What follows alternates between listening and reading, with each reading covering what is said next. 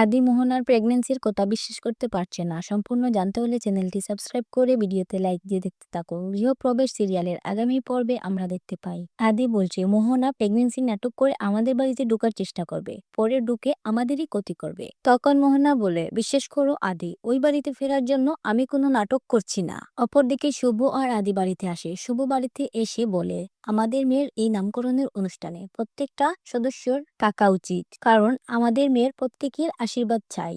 মোহনা যখন বাড়িতে আসে, পরিবারের সবাই মোহনাকে নানানভাবে অপমান করে। তখন মোহনা বলে, আমার এখানে আসা ঠিক ছিল না, কেন জোর করলে শুভ তুমি আমায়? তখন আদি বলে, মোহনা আজ থেকে তুমি এখানেই থাকবে। শুভলক্ষ্মী বলে, মোহনা কিন্তু প্রেগনেন্ট, একজন মা কিন্তু অন্যজন মাকে চিনতে ভুল করে না। এবার কিন্তু মোহনা নাটক করছে না। একটু পরেই শুভ বলে, আমাদের বাড়িতে একজন এসেছেন যিনি আমাদের পরিবারকে প্রাণ দিয়ে রক্ষা করবেন, আর এরপর থেকে আমাদের বাড়িতে যা হবে সব ভালো হবে। তো কেমন লাগলো আজকে আমাদের এই ভিডিওটি কমেন্ট বক্সে জানিয়ে এখনই সাবস্ক্রাইব করে নাও আমাদের এই চ্যানেলটি। ধন্যবাদ সবাইকে।